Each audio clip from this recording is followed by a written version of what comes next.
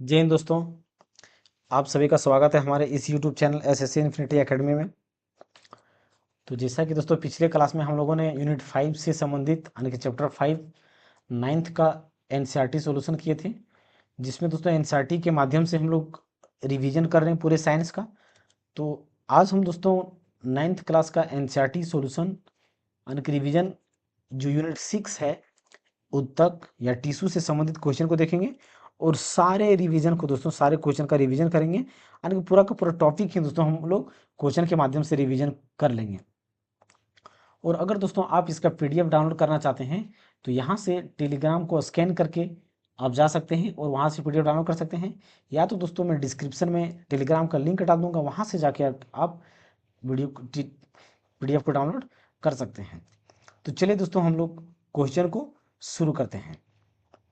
तो सबसे पहला क्वेश्चन क्या है दोस्तों कि कोशिकाओं का समूह जो संरचना में समान है और समान कार्य करते हैं एक डैश का निर्माण करता है, डैश का निर्माण करता है। तो पिछले क्लास में हम लोगों ने क्या देखा था दोस्तों कि हमारे जीवन की सबसे छोटी इकाई क्या होता है, कोशिका होता है। हमारे जीवन की सबसे छोटी इकाई क्या है, कोशिका होता है। और कोशिका से कोशिका मिल करके क्या हमारा बनता है, जब कोशिका और कोशिका जब मिलता है तो क्या बनता है, हमारा उत्तक बनता है। कोशिका से कोशिका मिलकर के क्या बनता है, उत्तक बनता है। तो एक ही प्रकार का कोशिका होगा। अगर हम बात करते हैं हार्ट की या दिल की, तो हार्ट में हमारा जितने भी कोशिका होगा सब एक ही प्रकार का कोशिका होगा, तब जाके हमारा क्या बना होगा, हार्ट बना या दिल बना होगा। अगर हम मस्तिष्क की बात करें तो मस्तिष्क में हमारे जितने भी कोशिका होगा सब एक ही प्रकार का कोशिका होगा, यानी कि जितने भी अंग हमारा है वो सभी अंग एक ही प्रकार की कोशिकाओं से बना होगा, फिर उत्तक बना होगा, फिर जाके अंग का निर्माण करता है। तो उत्तक से उत्तक मिल करके क्या हमारा निर्माण करता है, उत्तक से उत्तक मिलेगा तो अंग का निर्माण करता है, ऑर्गेन जिसको हम कहते हैं। ये टिश्यू हो गया, ये कोशिका हो गया यानी कि सेल। और अंग अंग जब मिलता है दोस्तों तो हमारा क्या बनता है, एक बॉडी या तो शरीर का निर्माण करता है, शरीर का निर्माण करता है। तो इस प्रकार से हमारा बनता है। तो यहाँ पे क्या बोला गया है, कोशिकाओं का समूह, यानी कि कोशिकाओं का समूह जब मिलेगा तो क्या बनेगा, हमारा उत्तक यानी कि कोशिकाओं का समूह। ये क्या है, कोशिकाओं का समूह। फिर उत्तक का समूह बनेगा, फिर अंग का समूह बनेगा, तब जाके शरीर बनेगा। तो यहाँ पे कोशिकाओं का समूह हमारा क्या बनेगा, उत्तक। तो वो हमारा यहाँ पे उत्तक यानी कि टिश्यू सी नंबर का क्या होगा, बिल्कुल सही आंसर हो जाएगा, बिल्कुल सही आंसर हो जाएगा। अगर हम बात करें दोस्तों उत्तक की, तो उत्तक मेनली हमारा जो होता है, उत्तक मेनली 4 प्रकार का होता है। उत्तक या टिश्यू जो होता है दोस्तों हमारा मेनली 4 प्रकार के होते हैं। कितने, 4 प्रकार के होते हैं। अगर हम पहला टिश्यू की बात करें तो पहला हमारा क्या होता है, उपकला उत्तक होता है। क्या होता है, उपकला उत्तक। दूसरा की बात करें तो दूसरा हमारा पेशी उत्तक होता है। क्या होता है, पेशी उत्तक। तीसरा की बात करें तो तीसरा हमारा दोस्तों संयोजी उत्तक होता है। क्या होता है, संयोजी उत्तक होता है। और चौथा उत्तक की बात करें तो चौथा कौन सा होता है, तंत्रिका उत्तक होता है। कौन सा होता है, तंत्रिका उत्तक होता है। अगर उपकला उत्तक की बात करें दोस्तों तो इसका निर्माण कहाँ, यानी कि इसका काम क्या होता है, ये शरीर के सतह में पाया जाता है। उपकला उत्तक क्या होता है, शरीर के सतहों यानी कि जहाँ पे गैप होता है वहां पे पाया जाता है। जैसे कि हमारा मुंह में गैप है तो मुंह के अंदर हमारा जो गैप होता है उसके क्या कहते हैं, मुंह का गुहा कहते हैं। तो इसके ऊपर में जो हमारा गैप है वहां पे जो पाया जाता है उत्तक, वो उपकला उत्तक होता है। पेशी उत्तक की बात करें दोस्तों तो ये हमारा काम क्या करता है, पेशी उत्तक जैसे कि मांसपेशियां आहार हो गया, तो ये पेशी उत्तक हमारे ऊर्जा यानी कि गति करने का मदद करता है। संयोजी उत्तक की बात करें तो ब्लड हो गया, हड्डी हो गया, ये सारे के सारे हमारा क्या है, संयोजी उत्तक का एग्जाम्पल है। ब्लड हो गया या तो जितने भी हड्डी हमारा होता है वो कनेक्टिव टिश्यू से यानी कि संयोजी उत्तक से बना होता है।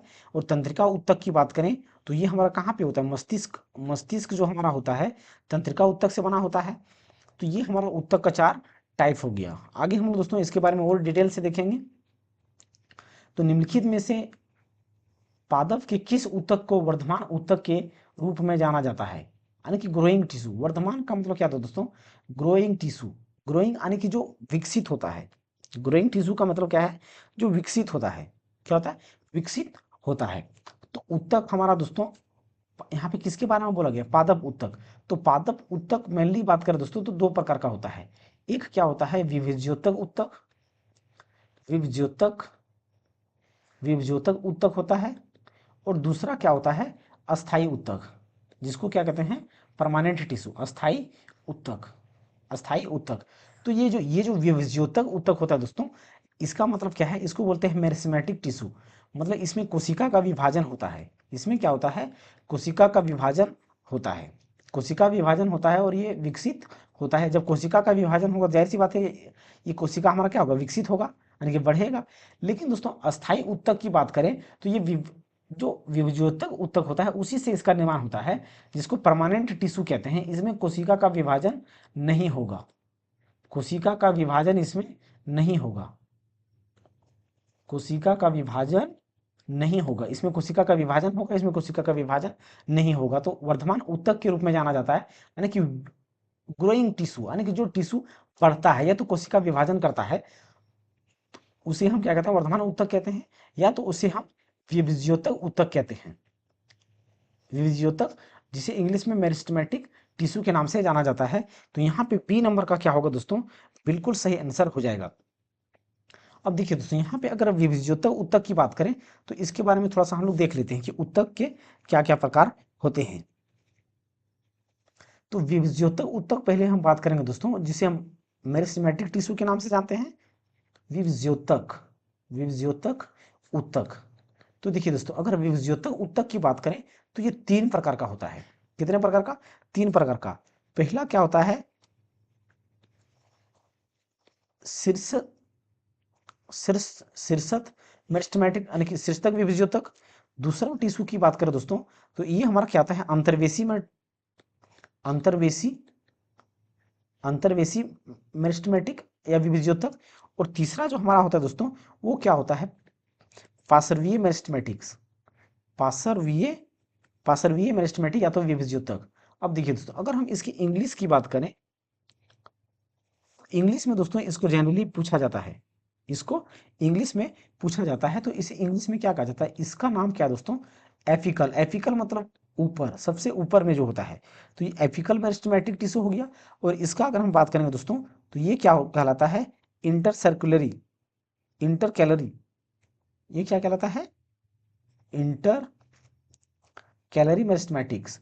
और ये हमारा क्या कहलाता है, लेटरल मेरिस्टेमेटिक्स। ये क्या कहलाता है, लेटरल, लेटरल मेरिस्टेमेटिक। अब देखिए दोस्तों, हर किसी का क्या है, काम अलग अलग है। शीर्ष मतलब क्या होता है, सबसे ऊपर, शीर्ष मतलब क्या होता है, सबसे ऊपर। तो ये हमारा क्या होता है, जो सबसे ऊपर, ये यानी कि दोस्तों इसको हम क्या कह सकते हैं दोस्तों, जैसे कि पेड़ का सिरा या सिरा होता है ना, सबसे ऊपर, सिरों को तथा जड़ को विकसित यानी कि बढ़ाने में मदद करता है, जड़ को बढ़ाने में यानी कि विकसित करने में मदद करता है। अंतर्वेशी की बात करें दोस्तों तो आप लोगों ने देखा होगा कि जैसे कि ये हमारा क्या है, एक पौधा हो गया, तो पौधा का ये भाग होगा, होता है, नीचे हमारा क्या होता है, जड़ होता है। तो इसके बीच में एक डाल यहाँ पे निकला है और एक डाल यहाँ पे निकला है। तो इन दोनों बीज की लंबाई को बढ़ाने का काम कौन करता है, ये अंतर्वेशी करता है। इसको नोड बोलते हैं। नोड और नोड के बीच की लंबाई को बढ़ाने का काम करता है। ऊपर हमारा ये सिरा हो गया, इसका काम क्या है, ये शीर्ष बीजोतक का काम है और ये अंतर्वेशी का काम है। लेकिन दोस्तों अगर इस पेड़ की मोटाई बढ़ाने की बात करेंगे कि कोई पेड़ अगर मोटा होता है तो कैसे होता है, तो पार्श्वीय विभेजोतक उसमें काम करता है, यानी कि इसके कारण से क्या होता है, पेड़ की मोटाई बढ़ता है, पेड़ की मोटाई बढ़ता है। लेटर से क्या होता है, पेड़ की मोटाई बढ़ाने का काम या तो मदद करता है। तो ये हमारा क्या हो गया दोस्तों, विभज्योतक ऊतक के बारे में हो गया। अगला क्वेश्चन को देखते हैं दोस्तों। अगला क्वेश्चन क्या है कि विभज्योतक ऊतक के 3 प्रकार क्या है, विभज्योतक ऊतक के 3 प्रकार क्या है। तो अभी हमने देखा दोस्तों, अभी हमने क्या देखा, एफिकल देखा, लेटरल देखा और वेस्कुलर था क्या, नहीं था। एफिकल था, बिल्कुल था, इंटरकैलरी था और लेटरल था। यानी कि सबसे ऊपर में जो लंबाई बढ़ाने का काम करता है वो अग्रस्थ, जिसको हम क्या कहते थे, अभी हमने क्या देखा, अंतर्वेशीय। इसका काम क्या है दोस्तों, इस अग्रस्थ को हमने पीछे क्या लिखा था, अग्रस्थ का एक नाम और क्या है दोस्तों, शीर्ष, शीर्षस्थ, शीर शीर्षस्थ, जिसको हम क्या कहते हैं, एपिकल कहते हैं। तो यहाँ पे सी नंबर का क्या होगा, बिल्कुल सही आंसर हो जाएगा, सही आंसर हो जाएगा। अगला क्वेश्चन क्या है दोस्तों कि विभज्योतक उत्तक की कोशिकाओं के निम्नलिखित में से किस कोशिकांग में कमी होती है, किस कोशिकांग में कमी होती है। तो देखिए दोस्तों, अगर विभज्योतक उत्तक की बात करें तो उसमें जो होता है हमारे रसधानी, जिसमें लिक्विड की मात्रा का क्या होता है, कमी होती है। लिक्विड की मात्रा का क्या होता है, कमी होती है, जिसे हम क्या कहते हैं, वैक्यूल्स भी कहते हैं, जिसे क्या कहते हैं, वैक्यूल्स कहते हैं, यानी कि रसधानी का कमी होता है। तो यहाँ पे टी नंबर का क्या होगा, बिल्कुल सही आंसर हो जाएगा। माइटोकॉन्ड्रिया के बारे में हम लोग पढ़ चुके हैं दोस्तों, इसका काम क्या है, उसका माइटोकॉन्ड्रिया, जिसको हम क्या कहते हैं, सूत्रकणिका भी कहते हैं। तो माइटोकॉन्ड्रिया ऊर्जा का निर्माण करता है, जिसे power house of the cell कहते हैं। प्लास्टिड, जिसमें क्लोरोफिल पाया जाता है, ये पेड़ पौधे में पाया जाता है। गोल्गी बॉडी का या गोल्गी एपरेटस का काम क्या है दोस्तों, ये एनर्जी को एक दूसरे से ट्रांसफर करने का काम करता है और बॉडीगार्ड के रूप में भी काम करता है। अगला हमारा क्वेश्चन क्या है दोस्तों, निम्नलिखित में से कौन अस्थायी ऊतक की विशेषता है, अस्थायी ऊतक की विशेषता है। तो अस्थायी ऊतक की विशेषता का मतलब क्या होता है दोस्तों, अस्थाई का मतलब क्या होता है दोस्तों, परमानेंट। अस्थाई का मतलब क्या हो गया, परमानेंट, यानी कि फिक्स्ड हो जाएगा। अस्थाई मतलब कि फिक्स्ड, फिक्स्ड हो गया। तो फिक्स्ड होने के बाद क्या उसमें कोशिकाएं बार बार विभाजित होगा क्या, बिल्कुल नहीं होगा। अकार्बनिक समावेशन अनुपस्थित होते हैं। तो देखिए दोस्तों, पेड़ पौधे में अकार्बनिक जो होते हैं वो अनुपस्थित अनुपस्थित होते हैं, ये गलत है, नहीं होते हैं। अंतरकोशीय के स्थान उपस्थित होते हैं। तो हाँ दोस्तों, जितने भी कोशिका हो, चाहे वो परमानेंट टिश्यू हो या अस्थायी ऊतक हो या अस्थायी ऊतक हो, दोनों में अंतरकोशीय स्थान उपस्थित होते हैं। तो ये कथन दोस्तों बिल्कुल सही आंसर हो जाएगा। राजधानी अनुपस्थित होते हैं, तो बिल्कुल राजधानी अनुपस्थित नहीं होते हैं, ये गलत है। अब अस्थायी ऊतक की बात करें दोस्तों, तो अस्थायी ऊतक मेनली दो प्रकार का होता है। अस्थायी ऊतक की बात करें दोस्तों, तो इसमें भी क्या होता है, अस्थायी ऊतक दो प्रकार का होता है।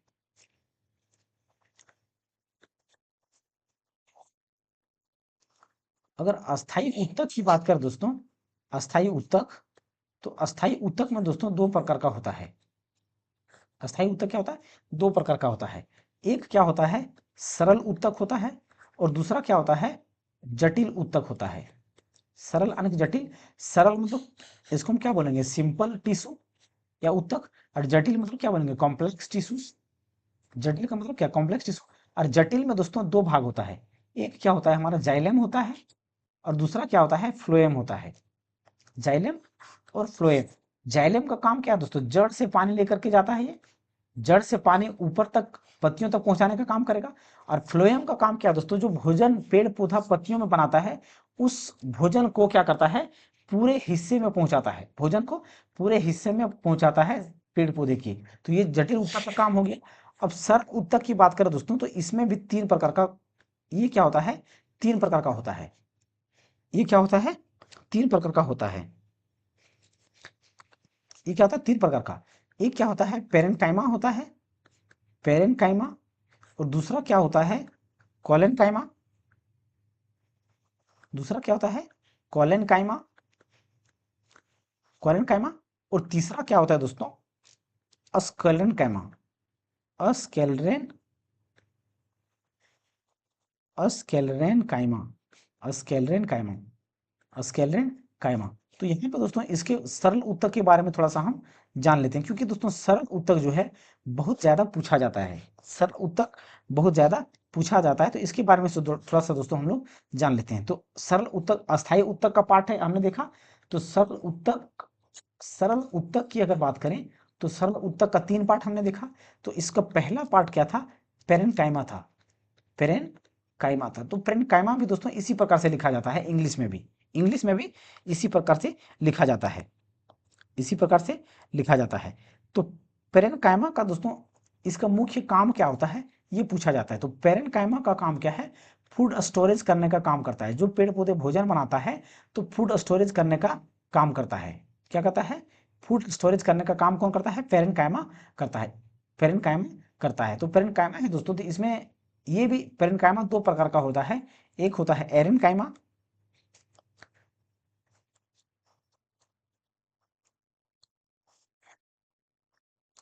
एरेनकाइमा होता है, क्या होता है, ये भी क्या होता है, दो पार्ट का भाग होता है। एरेनकाइमा होता है और एक क्या होता है, कॉलेनकाइमा, क्लोरेनकाइमा, क्लोरेनकाइमा क्या होता है, क्लोरेनकाइमा होता है। ये पेरेनकाइमा में क्या होता है दोस्तों, ये जलीय पौधे में पाया जाता है। ये क्या होता है, जलीय पौधे में पाया जाता है। और क्लोरेनकाइमा जो होता है जिसमें क्लोरोफिल पाया जाता है, क्या होता है, क्लोरोफिल, या तो जिसे हम क्या कहते हैं, क्लोरोप्लास्ट पाया जाता है, क्लोरोप्लास्ट पाया जाता है, क्लोरोप्लास्ट या तो क्लोरोफिल पाया जाता है।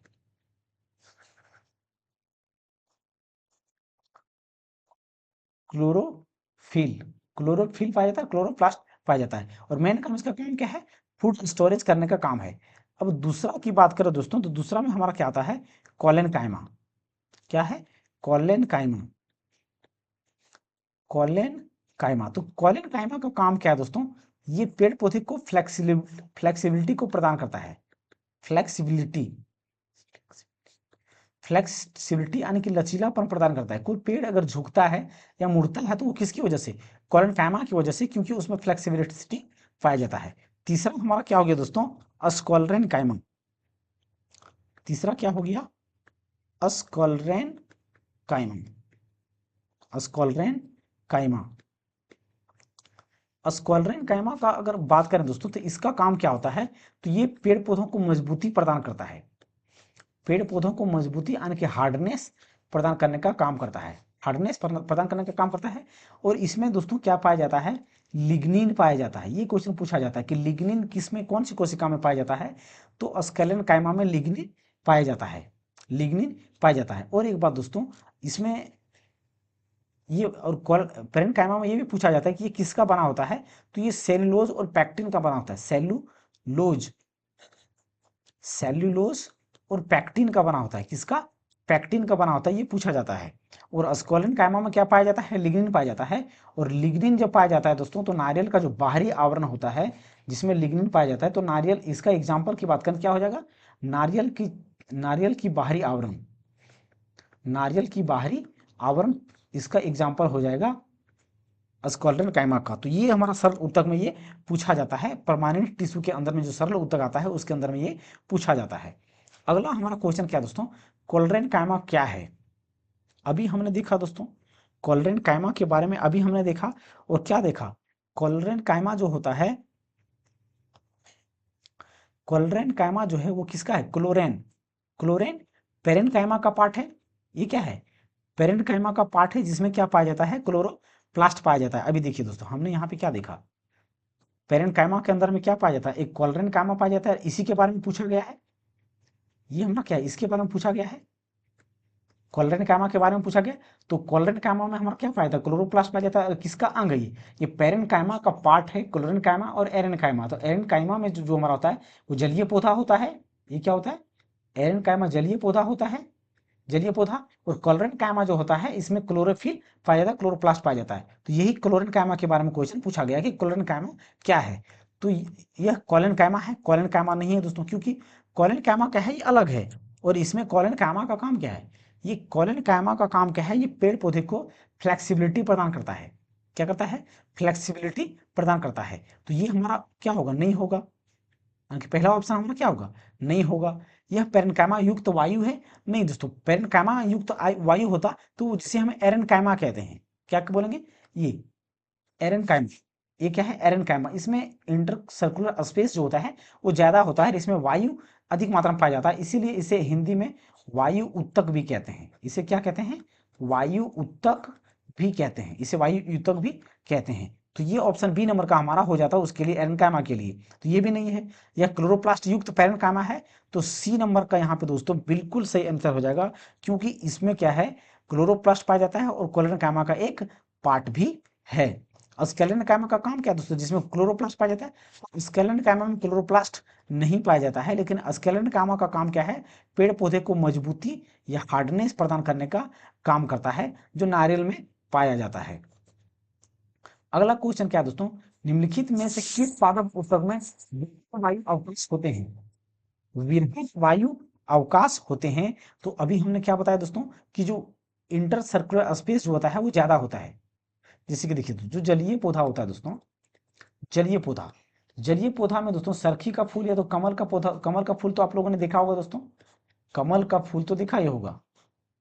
जलीय पौधे में दोस्तों आपने कमल का फूल देखा होगा, या तो जो सरखी का फूल होता है वो आप लोगों ने देखा होगा, सरखी का फूल होता है। तो कमल का जो डंठी जो होता है दोस्तों वो पानी के अंदर में होता है, क्या होता है पानी के अंदर में। अब उसको अगर निकालेंगे दोस्तों तो उसमें बहुत सारा गैप होता है, क्या होता है, बहुत सारा दोस्तों गैप होगा। अगर उसको काट के देखेंगे ऊपर से तो उसमें गैप क्या होगा, बहुत अधिक मात्रा में पाया जाता है। तो वो क्या होता है, विरहद वायु अवकाश कहा जाता है, विरहद वायु अवकाश, या तो इंटर सर्कुलर स्पेस भी कह सकते हो उसको हम, inter circular space, inter circular space या गैप के नाम से हम जानते हैं, गैप के नाम से, या तो उसे लार्ज एयर स्पेस के नाम से भी कह सकते हैं। तो ये हमारा किस में हो सकता है, वायु उत्तक होगा, क्योंकि वृहद वायु उत्तक, वायु उत्तक यहाँ पे क्या होगा, डी नंबर का बिल्कुल सही आंसर हो जाएगा, और ये जलीय पौधे में पाया जाता है। अगला क्वेश्चन क्या है दोस्तों, पौधों में लचीलापन निम्नलिखित में से किस ऊतक के कारण होता है। तो इसके बारे में भी बता दिया है दोस्तों पहले ही, कि पौधों में जब लचीलापन जो प्रदान करता है वो किसकी वजह से होता है, कॉलेनकाइमा की वजह से होता है। पेरेनकाइमा की वजह से क्या होता है, ये फूड स्टोरेज करने का काम करता है, यानी कि भोजन को संग्रह करने का काम करता है। और कॉलेनकाइमा का क्या काम है, मजबूती प्रदान करना, या तो हार्डनेस प्रदान करने का काम करता है, या तो हार्डनेस है तो मजबूती प्रदान करने का काम करता है। अगला क्वेश्चन हमारा क्या है दोस्तों, उत्तक जो पौधे को कठोर और मजबूत बनाता है उसे क्या कहा जाता है। तो उत्तक जो मजबूत और कठोर बनाता है वो हमारा क्या है, स्क्लेरेनकाइमा है, जो नारियल के थी में छिलके में पाया जाता है, जिसमें लिग्निन भी पाया जाता है। इसके बारे में दोस्तों हम पूरा हम बात कर चुके हैं पीछे। एरेनकाइमा क्या है, जिसे वायु उत्तक कहते हैं, एरेनकाइमा को ही क्या कहते हैं, वायु वायु उत्तक कहते हैं, वायु उत्तक। या तो इसी में क्या होता है दोस्तों, इंटर सर्कुलर स्पेस ज्यादा, तो गैप ज्यादा होता है, गैप ज्यादा होता है। और ये क्या है, पेरेनकाइमा का ही भाग है, पेरेनकाइमा का क्या है, पार्ट है, जो कि ऑप्शन डी में दिया गया है। तो एरेनकाइमा हो गया। कोलेनकाइमा का काम क्या है, ये फ्लेक्सिबिलिटी का प्रदान करता है, यानी कठोर कमोल, यानी कि लचीलापन को दर्शाता है कोलेनकाइमा। और पेरेनकाइमा दोस्तों फूड स्टोरेज का काम करता है, ये भी बता चुके हैं हम। पौधे में जाइलम का काम क्या है, तो जाइलम देखिए दोस्तों जाइलम की बात करें तो हमने क्या बताया कि अस्थाई उत्तक में दो होता है, एक सरल होता है, एक सरल होता है और एक कॉम्प्लेक्स होता है। तो सरल के बारे में पेरेनकाइमा, पेरेनकाइमा और एरेनकाइमा और कोलेनकाइमा के बारे में जाना। और इसी में हमने क्या देखा दोस्तों, जटिल उत्तक होता है, जटिल उत्तक। और जटिल उत्तक के अंतर्गत में दोस्तों हमने क्या देखा, दो होता है, एक क्या होता है, जाइलम होता है, और दूसरा क्या होता है, फ्लोएम होता है, दूसरा फ्लोएम होता है, जाइलम और फ्लोएम। जाइलम का काम क्या है दोस्तों, ये जड़ से पानी लेकर के कहाँ जाएगा, जड़ से पानी लेकर के पत्तियों तक पहुंचाएगा। और ये जो बना हुआ भोजन होगा, फूड जो पत्तियों में बना होगा, वो क्या होगा, ये पूरे पेड़ पौधे में पहुंचाएगा। तो पौधे में जाइलम का काम क्या है, जड़ों से पत्तियों तक जल का परिवहन। तो पहला ही ऑप्शन यहाँ पे बिल्कुल सही आंसर हो जाएगा, जो जड़ से पत्तियों को क्या करता है, जड़ से पत्तियों तक जल को परिवहन करता है। और पत्तियों से शेष पौधों को भोजन परिवहन करने का काम क्या है, ये काम कौन करता है, फ्लोएम करता है। ये काम कौन करता है, फ्लोएम का काम है। लकड़ी की परत का उत्पादन करना, पौधे की सुरक्षा प्रदान करना, पौधे की सुरक्षा प्रदान करना, ये क्या होता है, पेड़ पौधे का छाल जो होता है, जिसे हम क्या कहते हैं, स्क्लेरन कायमा भी हम कह सकते हैं। अगला क्वेश्चन क्या है दोस्तों, सभी जटिल प्राणियों का शरीर डैश, सॉरी, सभी जटिल प्राणियों का शरीर केवल डैश प्रकार के आधारभूत ऊतकों का बना हुआ है, बना हुआ है। तो देखिए दोस्तों जितने भी जानवर या जीव है वो कितने प्रकार के ऊतक से बना हुआ है, 4 प्रकार के ऊतक से बना हुआ है। कितने प्रकार के, 4 प्रकार के ऊतक से बना हुआ है। तो यहाँ पे 4 प्रकार का क्या होगा, सही आंसर हो जाएगा। तो देखिए दोस्तों हमने 4 प्रकार का ऊतक के बारे में पहले भी बात कर चुके हैं। पहला ऊतक क्या था हमारा, उपकला ऊतक था, क्या था, उपकला ऊतक। दूसरा ऊतक की बात करें तो ये क्या है, संयोजी ऊतक, जिसे इंग्लिश में हम क्या कहते हैं, कनेक्टिव टिश्यू कहते हैं। तीसरा हमारा क्या दोस्तों, पेशीय ऊतक, तीसरा क्या है, पेशीय ऊतक, पेशीय ऊतक। चौथा की बात करें दोस्तों तो चौथा हमारा क्या है, तंत्रिका ऊतक होता है, तंत्रिका ऊतक। तो जितने भी जीव है दोस्तों, जितने भी जीव या प्राणी बने होते हैं, ये इन 4 प्रकार की कोशिकाओं से बने होते हैं, 4 प्रकार की कोशिकाओं से बने होते हैं। तो यहाँ पे डी नंबर का क्या होगा, बिल्कुल सही आंसर हो जाएगा। अगला क्वेश्चन क्या है दोस्तों, निम्नलिखित में से कौन सा उपकला उत्तक का प्रकार है, उपकला उत्तक का प्रकार है। तो देखिए दोस्तों, उपकला उत्तक के प्रकार की बात करें, कला उत्तक का दोस्तों ये सल्की भी होता है, आयताफलकी भी होता है, और स्तंभाकार भी होता है, और ग्रंथिक भी होता है। ये चारों प्रकार का उत्तक पाया जाता है, चाहे चारों प्रकार का उत्तक पाया जाता है। तो यहाँ पे चारों प्रकार का उत्तक कौन सा ऑप्शन में दिया गया, डी नंबर का ऑप्शन बिल्कुल सही आंसर हो जाएगा। होता है दोस्तों, वो 6 से 8 प्रकार के होते हैं, 6 से 8 प्रकार के होते हैं, जिनमें से ये 4 क्या है, दिया गया है। वसा को संग्रहित करने वाले संयोजी उत्तक को डैश कहा जाता है, संयोजी उत्तक को डैश कहा जाता है, यानी कि क्या कहते हैं दोस्तों, वसा को जो संग्रहित करता है उसे हम क्या कहेंगे, वसामयी उत्तक बोलेंगे, एडिपोज उत्तक बोलेंगे। अब देखिए दोस्तों, यहाँ पे अगर हम रक्त की देखिए, जो ब्लड हमारा क्या है, ये संयोजी ऊतक है, वसामय भी ये भी हमारा संयोजी ऊतक है, अस्थि भी है ये भी हमारा संयोजी ऊतक है, लिम्फ भी है ये भी संयोजी ऊतक है।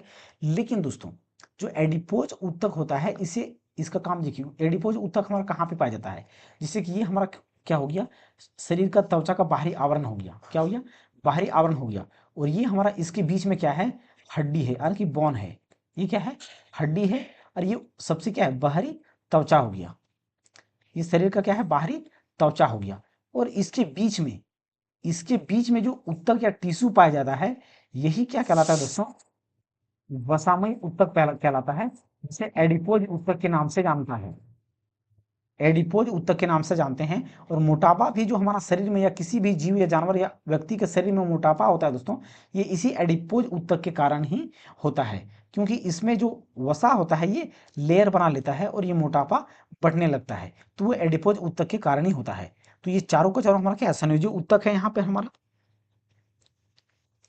तो यहाँ पे बी नंबर का क्या होगा, बिल्कुल सही आंसर हो जाएगा, क्योंकि ये वसा को स्टोर करने का काम करता है, मोटापा बढ़ाने का भी काम करता है।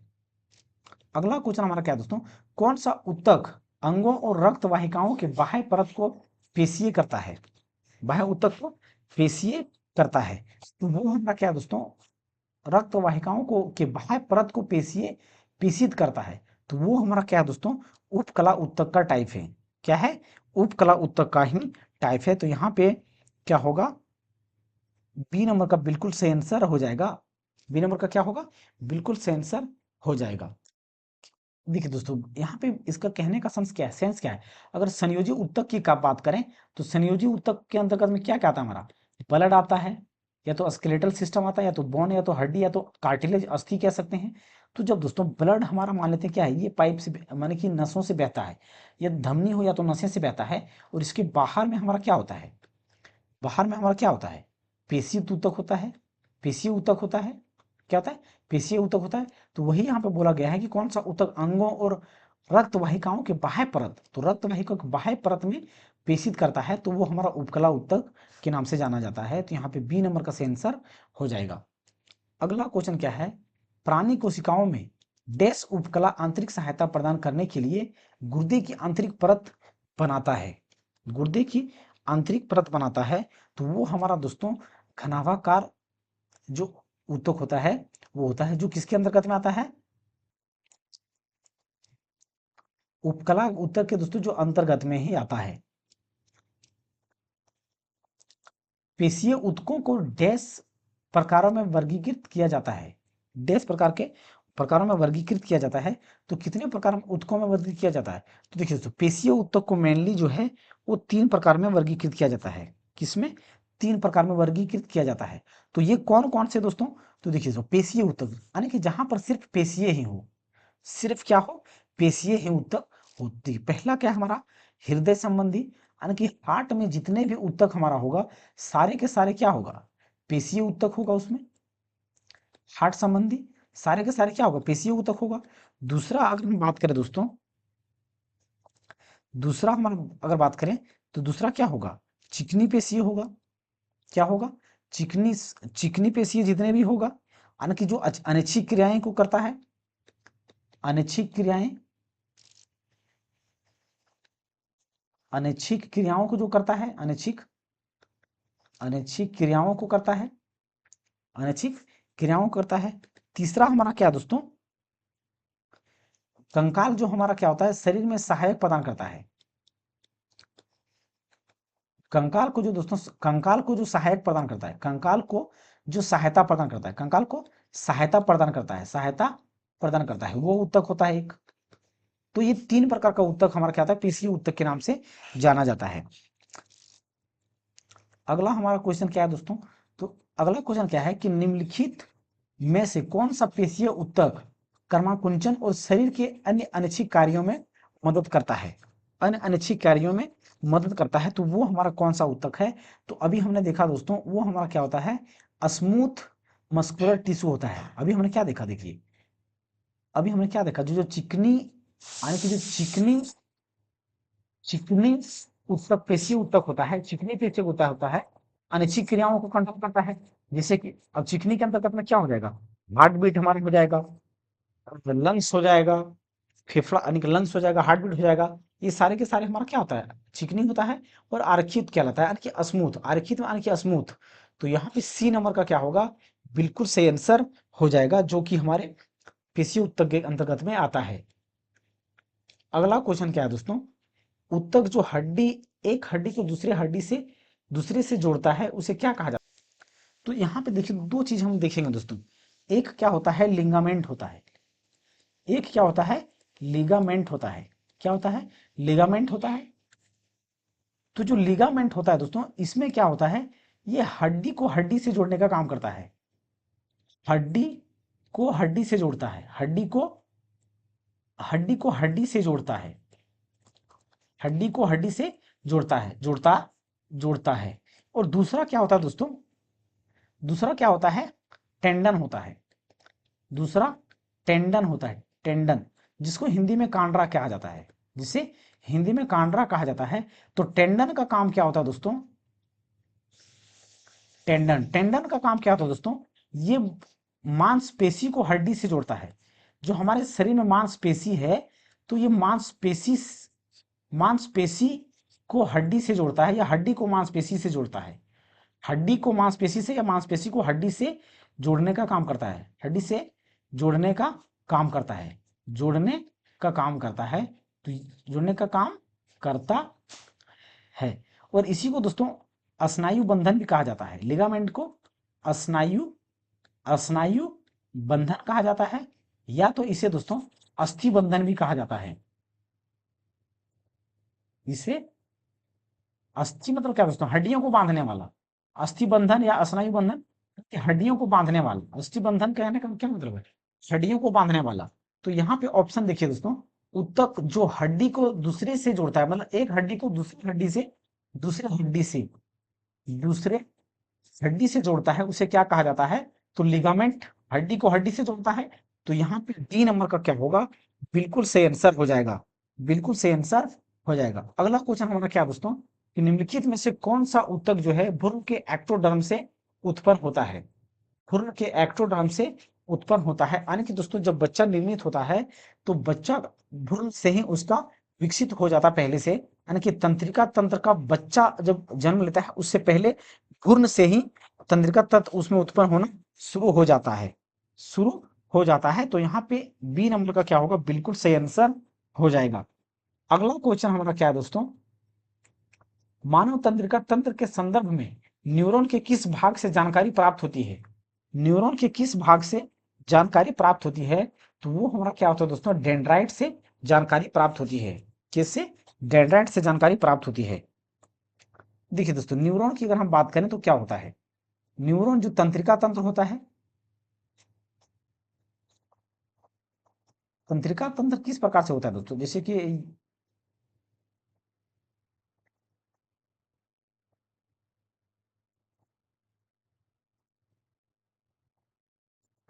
कुछ इस प्रकार से दोस्तों तंत्रिका तंत्र होता है, तंत्रिका तंत्र कुछ इस प्रकार से होता है। और इस प्रकार से ये, इस प्रकार से यहाँ पे इस प्रकार से कुछ निकलना होता है, रोम वगैरह, रोम वगैरह होता है। तो इसके बीच में क्या होता है दोस्तों, इसके बीच में केंद्रक होता है, इसके बीच में क्या होता है, केंद्रक होता है।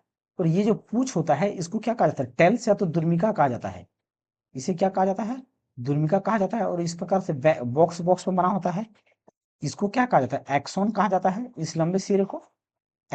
तो इसे दुर्मिका कहते हैं दोस्तों, और इसी को क्या कहा जाता है? डेंड्राइट भी कहा जाता है। तो इसी के थ्रू से जानकारी प्राप्त होता है। तो यहाँ पे सी नंबर का क्या होगा? सही आंसर हो जाएगा। अगला क्वेश्चन, ये हमारा क्या था दोस्तों? लास्ट क्वेश्चन था। और यहाँ पे हमारा दोस्तों उत्तक से संबंधित जितने भी क्वेश्चन था और जो भी इंपॉर्टेंट क्वेश्चन बनता है दोस्तों, जो बार बार पूछे जाते हैं, वो सारे हम लोगों ने कवर कर लिया है। एनसीईआरटी के माध्यम से हम लोगों ने रिवीजन कर लिया। तो आई होप दोस्तों आप सभी को ये वीडियो अच्छा लगा होगा और हेल्पफुल मिलने वाला है दोस्तों। तो अगर दोस्तों आप सभी को अच्छा लग रहा है तो हमारे इस चैनल को दोस्तों सब्सक्राइब करें अगर आप पहली बार आए हैं तो। और अगर दोस्तों पहली बार और अगर आप सब्सक्राइब कर चुके हैं तो दोस्तों के साथ शेयर करें। और हाँ दोस्तों, अगर आप जिसका पीडीएफ डाउनलोड करना चाहते हैं तो टेलीग्राम को यहाँ पे स्कैन करके करके आप जा सकते हैं और वहाँ पे इसका पीडीएफ डाउनलोड कर सकते हैं। और अगर यहाँ से नहीं स्कैन करते दोस्तों तो मैं टेलीग्राम डिस्क्रिप्शन में टेलीग्राम का लिंक डाल दूंगा, वहां से जाके आपका इसका पीडीएफ डाउनलोड कर सकते हैं। थैंक यू दोस्तों। जय हिंद दोस्तों।